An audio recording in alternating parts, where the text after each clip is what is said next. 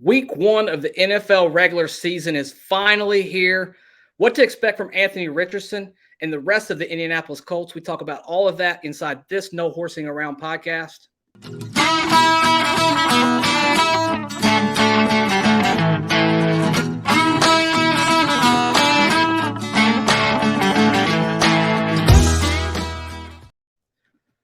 What is going on? No Horsing Around family. Zach Boyd back at it again. Week one, regular season. It's time to talk ball, and no better person to have on here. Kevin Bowen, nice enough to join us. Kevin, how you been, man? I'm sure you're looking forward to real meaningful football as we're just now ready to approach 5 days out. Yeah, I think I speak for everyone and echoing that. So finally here. It's been quite the off season, quite the last 12 months or so, thinking back to what early September last year was all about. So really looking forward to Sunday and the next 4 or 5 months from here. Yeah, absolutely. Speaking of Sunday, as we alluded to in the intro, all eyes on Anthony Richardson, right? Everybody wants to see what this kid's about, what he's able to do. You know, I've always looked at you as kind of a level-headed approach when you look at football. What are your just initial expectations? What do you want to see from Anthony Richardson in week one, just as the season gets going and as we progress down the line? Yeah, I don't know if this is like exactly maybe a week one thing, but for 17 games, I just think it's a great experience for him to be in these unscripted moments. I know we saw it in week one of the preseason where he throws the interception. He's got to bounce back from that. But there's just so much that arises in a football game, particularly at the NFL level when the scores and the competitive nature is so close that you just don't get even at the college game. Mostly these guys, especially an SEC team, they should be the superior opponent and some of their games. So, bouncing back from turnovers, dealing with good, dealing with bad. You're down 4 with 2:30 to go in a game. You've got 65 yards to go and 47 seconds in the first half. Can you get yourself into field goal range? All of those things. Seeing looks where NFL defenses are now game planning for him. And okay, he saw that look in week 2. How does he respond in week 5 when he gets the same sort of look? So I just think his eyes, just getting used to all of that. I mean, certainly you can point to an accuracy element and a completion percentage and how many carries is he going to get each game and certainly his ability to hit on big plays. All of those things are other attributes. But for me, it's just finally shedding the red jersey, finally getting into game settings where there's consequences for your actions. I think all of that is just absolutely vital to his development. Yeah, I mean, it's going to be fascinating to see him. It's going to be a roller coaster ride. I've told people all year long, just hop on that roller coaster and just buckle in. Speaking of that, I had a listener ask me a question before we came on, and just curious your thoughts. I thought it'd be a great question for you. How much have we not seen of Anthony Richardson? Everything's kind of tapered down in Manila, in the offseason. How much, in your opinion, have we just not actually seen of Anthony Richardson at his full disposal up until this point? Yeah, I think there's certainly some design run stuff that they haven't fully used that playbook for. I mean, we haven't even seen kind of that Philly sneak special, which I don't know how much is quarterback based, but certainly will be something that the Colts are going to use. Downfield from a downfield throwing standpoint, outside of the ball to Pierce in that first preseason game, when the offense was out there for those 9 series with Richardson, I didn't think we maybe saw as much vertically attempted as we will in the season. I think there's going to be moments where you're going to want to block it up and you're certainly going to want to give him a chance to test some things down the field. So I think those are some of the things that we just haven't fully seen. And again, we saw him for, pretty much a half, a little bit more than a half. So I think there are even some Richardson type of moments that, we didn't get the full experience. I thought we got a decent snippet of it, even in that Buffalo game. I thought you saw some highs and then you saw some lows, and that was kind of the experience that we saw at training camp. Certainly the accuracy over the middle, the underneath stuff are areas that he has to work on. But if you're going to show me, he completes 44% of his passes in the preseason. He makes some plays with his legs. He has the ball down the field to Pierce. Like we got a little bit of it. But again, I would say Shane Steichen just a little bit holding back in what that full Richardson modern Saturday looking offense looks like. Yeah, it's going to be fascinating because we've just never had a quarterback like this play for the Indianapolis Colts. So it'll be really, really interesting to see what Shane Steichen can do with him. We all know his track record with young quarterbacks as well. Speaking of the rest of his team, just expectations. I mean, how do you feel about this roster in general? I know a lot of people out there, Kevin, think it's pretty thin, right, in a lot of areas, and rightfully so. Just your thoughts on just this roster, the way it's constructed as we're speaking right now. We're recording this on a Tuesday right before week 1 on Sunday. Yeah, I certainly look at it and think there are some areas that I have some major question marks for. Kind of gets back to the age-old question of, do you have enough elite talent at those premium positions? I would say the answer is no on that. If you look specifically at Sunday, I think your defensive line has got to answer the call big time. I mean, they should hold against the Jacksonville offensive line that I think has question marks and is without their left tackle. So you've invested too much into your D-line for that group not to handle things trench-wise. And again, you need that because your corner group is very inexperienced and probably is going to face, I would say, the best wideout group they're going to see all year long, just in terms of depth with what Jacksonville can throw at you. Defensively, I guess outside of that, certainly the Shaquille Leonard storyline, the playing time between him and EJ Speed, that'll be something that I'm going to watch. Offensively, I do like tight end. I think that's a position even without Jelani Woods. I think there are some guys there that I just want to see. I want to see Drew Ogletree in more game settings. I want to see Will Mallory, Kylan Granson. He still doesn't have a touchdown through the first couple of seasons of his career. He was available. He was pretty consistent throughout the offseason. Do we see that translate into games? Michael Pittman and Alec Pierce have some very important seasons in their own right. So I guess I'm probably getting a little bit more into individuals than roster construction, but as a whole, I don't think it's a very, very talented roster.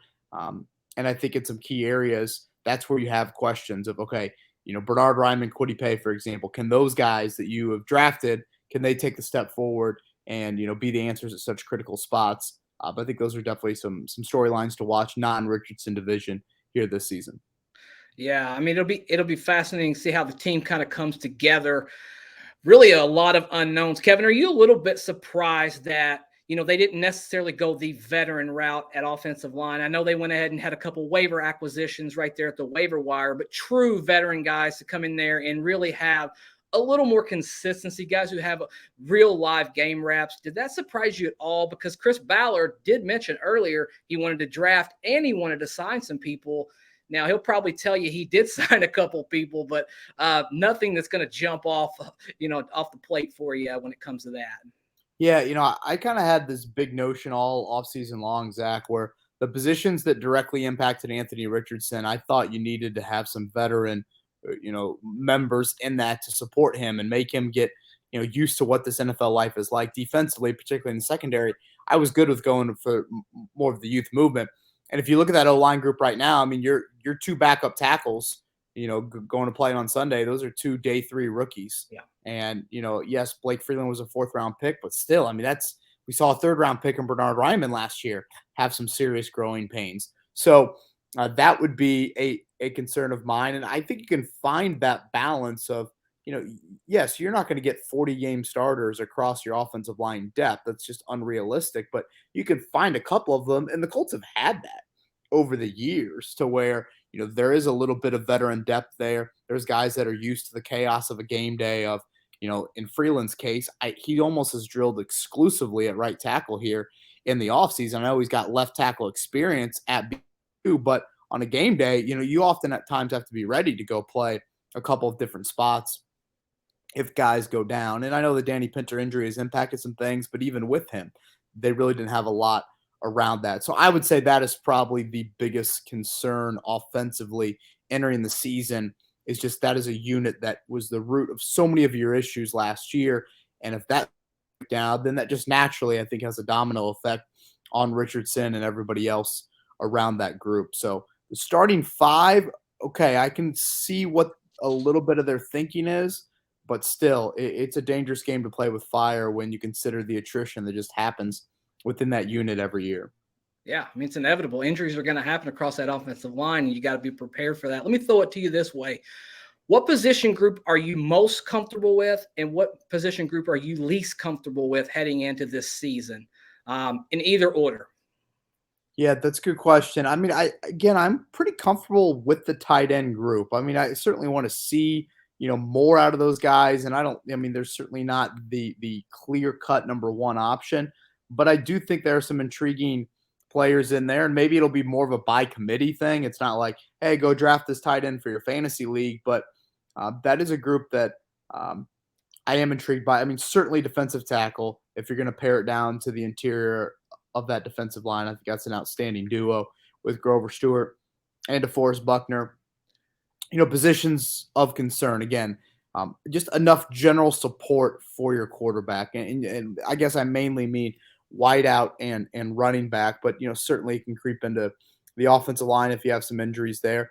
And then corner wise, you just haven't been tested too much, and that's the bummer of the preseason, Zach. It's you saw your starting offense out there. I think it was for 9 series. You saw your starting defense out there for 6 series. I mean, the starting defense faced, Kyle Allen and Marcus Mariota and Ian Book. You didn't get to see any starting action. I mean, none of the 3 teams that you played. So that's a bit of an unknown. And, again, it's quite the first game to walk into for that cornerback group with Jacksonville of, again, maybe there's not the bona fide top 10 wideout, but Christian Kirk, Calvin Ridley, and Zay Jones, and one of your really really inexperienced corners has got to guard one of them. Yeah, that obviously is going to be quite the test. Yeah, it's going to be a really good offense coming off of last year, as they damn near pulled off the upset and made it all the way to the Super Bowl, which was pretty miraculous, as they had a nice run with Doug Peterson there at the end of the season. Kevin, Zach Moss going to play in this first game. Any indication either way? Yeah, as of us recording this, I will say no. I am curious what Wednesday's practice looks like. Part of me thought in the back of my mind, like, no contact, but he also has been able to, it was an upper body injury. So he's also been able to, do, I would say, a decent amount of conditioning. Of course, he, kind of threw out there. It's not like he could start running the day after he broke his arm. I mean, he had to obviously have a bit of an inactive period. So right now, I would say it's probably Deion Jackson and Evan Hall. But again, I think in the next 24 hours, we'll get a little bit of a clear answer. We can't go into that game with 2 running backs, though, right? Somebody's got to get called up, wouldn't you think? Yeah, I'd assume Jake Funk gets called up. I mean, maybe Jason Huntley as well. But yeah, it is. I mean, again, we haven't seen the veteran running back signing just yet, from this team. So it is interesting how they've handled that position since Taylor went down, or since Taylor, I guess, has been out, and then since Moss went down, there hasn't been, outside of the Kenyon Drake move, really anything of substance there from a free agency standpoint. Yeah, I mean, thin at running back, and if you're one injury away from really having someone with no experience. I mean, Evan Hull's never played an actual real NFL meaningful football game. Kevin, Chris Ballard, his offseason, his approach, just how he's kind of handled some things. Obviously, the Jonathan Taylor saga has been a little bit difficult to navigate. I'm sure Shane Steichen would love to not have to answer, Jonathan Taylor questions ever again moving forward. But that being said, what type of leash does Chris Ballard have this year? I know a lot of people feel like, hey, he's got a free pass this year. You're going to have a young team, growing pains, expected to lose. But that being said, some offseason comments that Jim Irsay had mentioned, he didn't have just an overwhelming endorsement of Ballard. He along the lines of he's keeping everyone accountable. What do you see the leash being with Ballard this year? Yeah, the free pass, I mean, it's an aggressive phrase, but I would probably agree with that based off how I think Irsay would operate, which it's a bit wild to say. I mean, let's say they just match last year's win total. You don't see many GMs in year 6 and year 7 have rosters that produce 4 wins and 4 wins, and it's looked at as a free pass. I mean, we had Bob Kravitz on our morning show earlier today. He's got either 2-15 or 3-14. I think were the 2 win totals that he went with. But again, I mean, he's of the thinking of Ballard would still be back, which he also mentioned, I think it's right up there. Arizona is one of the worst rosters in the league. And it's like, man, again, if that is true, and we'll see how this year plays out, and Irsay feels that, I mean, how can you not take a long, hard look in the mirror if you are going to preach accountability? Now, having said all that, if you were to can Ballard and you bring a GM to run the show, that GM, just human instinct, is going to have a little bit of a, hey, Shane Steichen and Anthony Richardson are not my guys. Yeah. And at some point when adversity hits, how are they going to react to that? It's the awkward nature that Justin Fields lives in Chicago right now. You could create some of that here. So again, I think in Irsay's mind, he views the trio of Ballard, Steichen, and Richardson as about a 3-year window. And again, on paper, that kind of makes sense, but still, just purely from a resume, what have you done for me as a general manager? How your roster has gotten better, those sorts of things. That would tell you something different. And I guess it goes back to the pay and Ryman stuff that I mentioned a little bit earlier. To me, there are about a handful of positions that matter more than others in the league. And if all of a sudden, and you could throw Michael Pittman into that as well, if you get to the end of the season and you're thinking, boy, I don't know if we have a number one wideout. I don't know if we have a number one left tackle. I don't know if we have a number one edge rusher. What does that say about the future at such critical spots as well?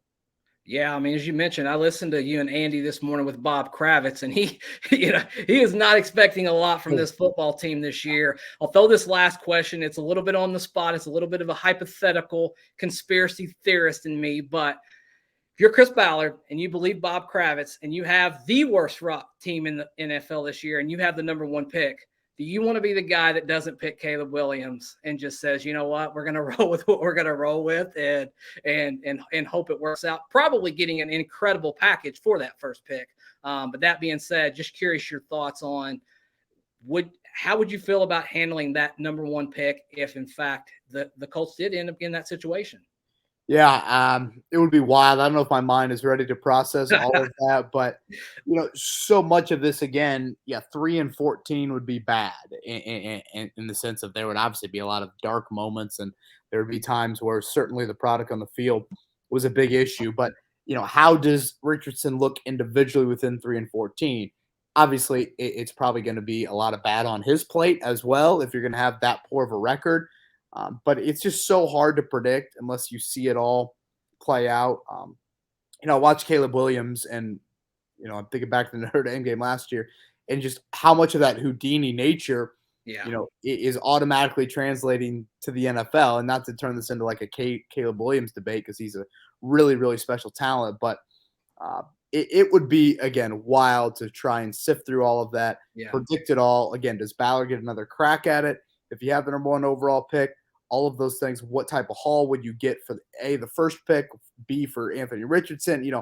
How would you approach all of that? I assume you wouldn't want to trade too far back if you're at 1 because you obviously want to get Marvin Harrison or, insert whoever else you're viewing from a wide receiver point of view. So, I mean, the worst case scenario for the Colts is something along those lines where you're debating that and there's just this uncertainty and all of a sudden the revolving door at quarterback continues for you, or you win 6 or 7 games and now it's like, are you drafting outside of the top 10? I mean, that, as weird as that sounds, I mean, what you really need is almost what Peyton went through in that rookie year where social media is going to be ablaze many Sundays, and if Richardson throws 25-30 interceptions, people are going to be irate. But at the end of the day, if you get a critical piece for your future, and while the results on paper might not say huge growth moments, if there are those growth moments like Peyton got in 98, now all of a sudden you can make a quick turnaround. So I think that's going to be the really hard gray area with this season, Zach, is just the tangible results are going to be difficult to try and judge in a week in, week out basis. And that's what stinks a little bit about it, because it is kind of a loser mentality when you look at the season, but that's the reality of where you're at as a franchise, where you're at quarterback. And unfortunately, I think that's the path you have to go down. You got to be open-minded to, what this season is going to look like, and not just say, boom, boom, boom, wins, losses, score when it's triple zeros. Yeah, I couldn't agree more. Guys, if you haven't had an opportunity, like, rate, share, and subscribe. Join this No Horsing Around family. And then when you get done doing that, go over and listen to Kevin and Andy every Monday through Friday, 7 to 10 a.m. They got a great dynamic going, right? Like, I mean, how's it been going so far with you and Andy? I think, 3 weeks now? Yeah, I think this is our 3rd week. So, yeah, Andy's high energy. He's ready to go. He does not need coffee early in the morning there. So it's been fun, and obviously walked into a pretty good time of year in terms of the sports calendar. So appreciate you having me on, as always, Zach, and excited for Sunday, man. As well, man. Guys, Tune in, light us up in the comments as you always do. Until next time, as always, go Colts.